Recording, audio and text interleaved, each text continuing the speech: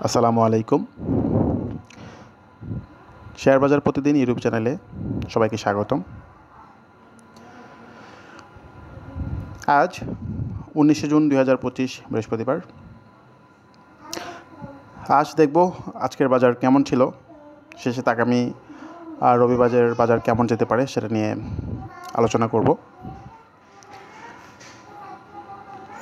Share বাজার প্রতিদিন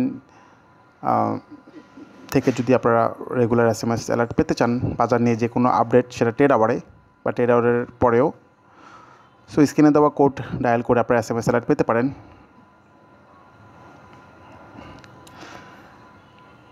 তবে অবশ্যই রবি অথবা এয়ারটেল থেকে, এটা মাথায় রাখবেন, রবি অথবা এয়ারটেল থেকে এই কোড ডায়াল করলে আপনারা প্রতিদিন SMS পাবেন। তবে 2 টাকা 30 পয়সা চার্জ প্রযোজ্য, প্রতিদিন 2 টাকা 30 পয়সা করে কাটা হবে। একটা SMS দিলেও 2 টাকা 30 পয়সা, আমি 2টা 3টা 4টা SMS যাই দিই প্রতিদিন, সে 2 টাকাই, ঠিক আছে? তো ভয়ের কিছু নেই, আপনি জাস্ট মাসে 70 টাকা মোবাইলে ঢুকিয়ে রাখবেন, মানে শেয়ার বাজার প্রতিদিনের জন্য, তাহলেই হবে। ওকে, এবার আসি আলোচনায়। আজকে সূচক আসলে প্রথমে ভালো ছিল এবং গতকাল যেটা বলেছিলাম যে আসলে প্রথমে দুপুর পর্যন্ত ভালো যাবে, পরবর্তীতে হয়তো সেল প্রেশার থাকার পসিবিলিটি অনেক বেশি। তো ঠিক অনেকটা তাই হলো। এখন বাজারের যে সাপোর্ট বা বাজারের যে পতন, এখানে একটা মজার বিষয় হচ্ছে, যখন বাজার মাত্র 3 বা 4 মাইনাস, তখনই কিন্তু আমি অলরেডি SMS অ্যালার্টের মাধ্যমে বলেছিলাম যে বাজারের সাপোর্ট কততে। হ্যাঁ, বাজারের একটা সাপোর্ট বলে দিয়েছিলাম। দেখেন বাজার কিন্তু ঠিক ওই সাপোর্টে এসে ক্লোজ হয়েছে। আমি এখানে SMS অ্যালার্টটা খুলে দেখাই, তাহলে আপনারা মোটামুটি অনেকেই এটা দেখবেন বা বিশ্বাস করবেন। দেখেন এখানে টাইমটা দেখেন, টাইমটা হচ্ছে 19/6/2025 আজকের তারিখ, আর টাইমটা হচ্ছে 11:49:56। ঠিক এই সময় আমি SMSটা দিয়েছিলাম যে ইন্ডেক্স সাপোর্ট 4754, এখানে ক্লিয়ারলি স্ক্রিনে দেখতে পাচ্ছেন। সো যখন বাজার মাত্র 3 মাইনাস, তখনই আমি কিন্তু বাজারের সাপোর্ট বলে দিয়েছিলাম যে বাজার কত নামতে পারে। তো যদিও এইটা নেমেছে একদম লাস্ট মুহূর্তে, বাজার কিন্তু শেষের আধা ঘন্টায় অনেক বেশি খারাপ হয়েছে, ঠিক আছে? শেষের আধা ঘন্টায় অনেক বেশি খারাপ হয়েছে, মাইটটা লাস্টেই দিয়েছে। সো SMS অ্যালার্টেরই একটা সুবিধা যে আপনারা SMS অ্যালার্ট চালু করে রাখলে, মানে আমি ট্রেড আওয়ারে আপনাদেরকে যে সকল ইনফরমেশন দেওয়া দরকার সেগুলো দিয়ে দেবো। কোনো স্টক থেকে যদি স্টপ লস নিতে হয় সেটাও বলে দেবো, কোনো স্টক যদি ভালো লাগে যে এটা হয়তো কিনলে কিছু প্রফিট হতে পারে সেটাও বলে দেবো। হ্যাঁ, এছাড়া টুকিটাকি সমস্ত নিউজ আপনারা ডেলি পাবেন, ঠিক আছে? সো 2 টাকা 30 পয়সা প্রতিদিন খরচ করতে হবে সবাই, তাহলে এই SMSগুলো পাবেন। ওকে, তো এখন যেটা দেখলাম বাজার কিন্তু মোটামুটি খুব ভালোই একটা মাইট দিয়েছে লাস্টে। সূচক মাত্র 22 মাইনাস, কিন্তু মনে হয় যে 100 পয়েন্ট নাই হয়ে গেছে, এমনভাবে মারছে। তো লেনদেন 300 কোটি ছিল, 68টা কোম্পানি বেড়েছে, 255টা কমেছে, 69টা আনচেঞ্জ রয়েছে। আর আজকে লেনদেনের দিক থেকে ভালো করেছে ফুড, ব্যাংক, ফার্মা, আর গেনের দিক থেকে ভালো করেছে টেক্সটাইল, ইঞ্জিনিয়ারিং। ওকে, এবার বরাবরের মতো চলে যাচ্ছি সূচকের অবস্থায় কি আসলে। দেখেন সূচকের সাপোর্ট যেহেতু বলেছিলাম এখানে 54তে, ওখানে এসে ক্লোজ হয়েছে। তারপরও আমি সাপোর্টটা আপনাদেরকে এখানে আরেকবার দেখাই। আমরা যদি এখানে দেখি, দেখেন বর্তমানে তার সাপোর্ট দুটো, একটা হচ্ছে 4753, খুব মনোযোগ সহকারে শুনবেন। একটা সাপোর্ট হচ্ছে 4753, আরেকটা হচ্ছে 4749। সো মাত্র 5 পয়েন্টের ব্যবধানে দুইটা সাপোর্ট, খুবই স্ট্রং সাপোর্ট দুইটা। ওকে, এই যেখানে খেয়াল করেন, এখানে যে নীল দাগ দেওয়া আছে 4753তে একটা সাপোর্ট, আর একটা হচ্ছে এই যে লাল দাগ দেওয়া আছে নীল দাগের পরেই 4749, এই দুইটা সাপোর্ট, ঠিক আছে? সো এই দুইটা সাপোর্ট যদি ভেঙে যায়, তারপরে সাপোর্ট কোথায় সেটা এখনই বলে দিই, সেটা হচ্ছে এইখানে 4714, যদিও সেটা অনেক নিচে। তো আশা করছি এই দুইটা থেকে যে কোনো একটা সাপোর্ট থেকে ঘুরে যাওয়ার কথা, ইনশাল্লাহ ঘুরে যাবে।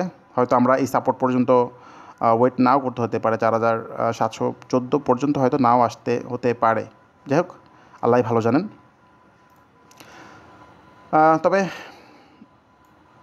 একটু নিচের দিকে মেরে রোববারে যদি ঘুরে যায় তাহলে বেশি ভালো, যেহেতু লাস্ট পর্যন্ত সেল প্রেশার ছিল, সো সেই হিসাবে কিন্তু একটু নিচের দিকে মারার কথা। সো এটা নিয়ে ভয়ের কিছু নেই আপাতত, যেহেতু সাপোর্ট অনেকগুলো সাপোর্ট আছে এখনও, আমরা এখনও পর্যন্ত আশাবাদী, আল্লাহ ভরসা। ওকে, এবার স্টক নিয়ে আলোচনা করার আগে আমরা যেটা করব সেটা হচ্ছে আমরা একটা দুটো কমেন্ট দেখি। সবাই কমেন্ট করেন, এখন উত্তর না দিলে তো আবার কমেন্টও করবেন না। এফএক্স ফুটওয়্যার লিন্ডেবিডি নিয়ে জানতে চেয়েছেন একজন, সেটা হচ্ছে মমতাজ বেগম। তা আমরা জাস্ট সংক্ষেপে একটু এফএক্স ফুড দেখে নিই। এফএক্স ফুডের অবস্থা ভালো আছে, তবে ওই লেভেলের গেমটা সে এখন করতেছে না যে লেভেলের গেমটা সে কিছুদিন আগে করেছিল। ভলিউম কিন্তু নাই আপাতত। যদি আপনার নিচে কেনা থাকে আপনি 208-এর আশেপাশে বের হয়ে যাবেন, এখানে রেজিস্ট্যান্ট। তারপর লিন্ডেবিডিটা আমরা একটু দেখি। লিন্ডেবিডি এইখানে মোটামুটি কিছু শেয়ার কালেকশন হচ্ছে, তবে যেহেতু একই জায়গায় অনেক দিন ট্রেড হচ্ছে, এখান থেকে সে ভালো করার কথা। আজকের ক্যান্ডেলটা সুন্দর, হ্যাঁ, এখান থেকে হয়তো সে একটা মুভমেন্ট দিবে, তবে রেজিস্ট্যান্ট হচ্ছে 903 টাকা। এর আশেপাশে গেলে আপনি প্রফিট নেবেন। আচ্ছা, আমরা নেক্সট কমেন্টে যাই। এআইএল, এনআরবি, এইচআর এগুলো নিয়ে আলোচনা করেন। এতগুলো নিয়ে তো আসলে আলোচনা করলে ভিডিও লম্বা হয়ে যাবে। আমি এনআরবি, এইচআর নিয়ে বলি। এনআরবি, ওকে, এনআরবি আসলে যে জিনিসটা দরকার, আমি ওই দিনও বলেছি যে তার যেটা দরকার সেটা হচ্ছে বড় ভলিউম নিয়ে তাকে আগাতে হবে। মিনিমাম 80 লক্ষ থেকে 1 কোটির একটা বড় ভলিউম যদি হয়ে যায়, তাহলে ইনশাল্লাহ সে আবার একটা গেম শুরু করবে। তো যতদিন এটা হচ্ছে না ততদিন সে কিন্তু এইভাবে স্লোই থাকবে। আর এইটার হচ্ছে যেহেতু টেক্সটাইল মোটামুটি মুভমেন্ট আছে, আজকে স্টিল ক্যাপ ফল্ট হয়েছে, আপনি দেখেছেন। সো যেহেতু টেক্সটাইল মোটামুটি মুভমেন্ট আছে, এইচআরের অবস্থা ভালো, ক্যান্ডেলটা খুবই সুন্দর, ভলিউম ভালো। যদি আপনার নিচে কেনা থাকে আপনি আপাতত 2640 বা 2650-এ প্রফিট নিয়ে নেবেন। যদি এটা ব্রেকআউট করে তাহলে কিন্তু শেয়ার আরও সামনের দিকে যাবে, 32 যেতে পারে। সো অবস্থা খুবই ভালো, তবে রেজিস্ট্যান্ট কিন্তু 2660। আচ্ছা, এআইএলটাও বলে দিই, যেহেতু দুটা বলছি, এআইএলটাও বলে দিই। ওনার এআইএলটা নিয়ে যেটা বলবো সেটা হচ্ছে এআইএল আসলে গেম করার জন্য যে পরিমাণ ভলিউম বা মুভমেন্ট দরকার সেটা আপাতত নাই। এআইএল ভালো করতে হলে তাকে অবশ্যই 46-50-এর উপরে যেতে হবে ভলিউম সহ, তাহলে এআইএল অ্যান্টি নতুন করে দেওয়া যায়, আপাতত না। আর যদি কেনা দামের আশেপাশে থাকে সেল করে বের হয়ে যেতে পারেন আপাতত। ওকে, আমরা আরেকটা কমেন্ট দেখি, সেটা হচ্ছে এসএমএস পেতে চাই। এখন এসএমএস পেতে চান, আমি আপনাকে অলরেডি কিছুক্ষণ আগে নিয়ম বলে দিয়েছি যে কীভাবে এসএমএস পাবেন। যে আমি এসএমএস অ্যালার্টের জন্য যে কোড ডায়াল করতে হবে রবি অথবা এয়ারটেল থেকে, সেটা আপনি ডায়াল করলেই 24 ঘন্টার মধ্যে অ্যাক্টিভ হয়ে যাবে এবং প্রতিদিন এসএমএস পাবেন। আর আরেকটা হচ্ছে ওরিয়ন ও লিব্রা ইনফিউশন কখন সেল করব। ওকে, ওরিয়নটা যেটা বলবো, ওরিয়ন কিন্তু মোটামুটি 380-এর দিকে যাওয়ার কথা। একটু এখানে হয়তো একটু পেইন দিচ্ছে, পেইন দিলেও সমস্যা নেই, আজকে ক্যান্ডেলটা ভালো আছে। আপনি কিন্তু এই দেখেন তার একটা স্ট্রং রেজিস্ট্যান্স 380 টাকার আশেপাশে, এখানে কিন্তু পাবেন। যদি নিচে কেনা থাকে একটু সময় দেন, এটা যাবে ইনশাল্লাহ। আর আরেকটা হচ্ছে লিব্রা। ওকে, লিব্রা জেড আইটেম, যদিও সে এখন মুভমেন্টে নাই, তার স্ট্রং রেজিস্ট্যান্ট হচ্ছে 823 টাকা। 823 টাকা যদি ভাঙতে পারে তাহলে কিন্তু লিব্রা একটা বড় গেম হতে পারে। সো এটা না ব্রেক হওয়া পর্যন্ত একটু পেইন দিবে।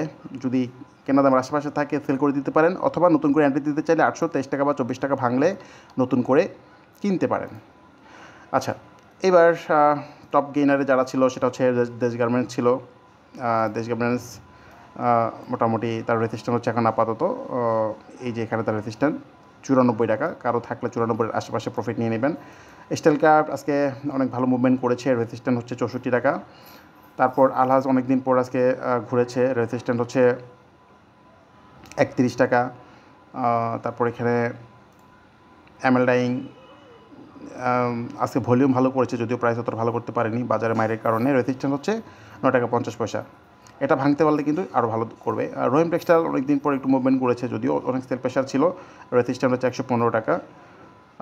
তারপর বিডি থাই রেজিস্ট্যান্টের কাছে চলে আসছে, 13.10 টাচ করেছে, ভাঙতে পারেনি। জাহিন স্পিনিং টানা 3 দিন ধরে বেড়েছে, তবে একটা কারেকশন করা দরকার। একটা কারেকশন করলে একদিন বা 2 দিন যদি সে কারেকশন করে ঢুকা যায়, পরেরটা হচ্ছে 8 টাকা। আর এরপর মাগুরাটা যেহেতু একটা ভলিউম পেয়ে গেছে, তবে মাগুরা যেটা করতে হবে 83 টাকা 20 পয়সা ভাঙতে হবে, তাহলে কিন্তু মোটামুটি আবার এখান থেকে 100 টাকার দিকে চলে যাবে। তো মাগুরাটা একটা হট কেক হতে পারে সামনে। অবশ্যই ভলিউম নিয়ে 83-20 ভাঙতে হবে, তারপর নেক্সট ইনশাল্লাহ 100 টাকা যেতে পারে যদি ব্রেকআউট করে। সো এছাড়া আসলে আর তেমন কিছু নেই, বাজার আসলে আজকে খারাপই ছিল। তো খারাপের ভিতরে টুকটাক যেগুলো একটু একটু করে ভালো করেছে সেগুলো। আর হোল্ডিং আইটেম নাহি, তারপর এস আলম, ফুয়াংফুড আপাতত হোল্ড করেন। অ্যাটলিস্ট কেনার দাম পেলে বের হয়ে যাব আমরা, যেহেতু আমরা কেনার পর বাজারও খারাপ যাচ্ছে। তো আমরা প্রফিটের কথা চিন্তা করব না, কেনার দামের আশেপাশে গেলে আমরা সেল করে দিব। সো আপনারাও যারা কিনেছেন কেনার দামের আশেপাশে গেলে আপাতত সেল করে দেবেন, টাকাটা সেভ করতে হবে। খানবাজার নিয়ে বলে শেষ করছি ভিডিও। খানবাজার হচ্ছে আজকেও ভলিউম ভালো করেছে, যদিও আরও ভালো করতে পারতো, টানটা আরও বড় দিতে পারতো। ক্যান্ডেলটা খুবই ভালো। তবে খানবাজার নিয়ে যেটা বলেছি, রেজিস্ট্যান্ট 125-125-এর আশেপাশে গেলে আপনারা চাইলে একবার লাভ নিতে পারেন। সো যারা চ্যানেলটি সাবস্ক্রাইব করেননি অনুগ্রহপূর্বক সাবস্ক্রাইব করে দিবেন। আর যেহেতু আরও 2 দিন বন্ধ আছে, শুক্র শনি, এর মধ্যে যদি ভালো কোনো কিছু দিতে পারি বা চেষ্টা করবো ভালো কোনো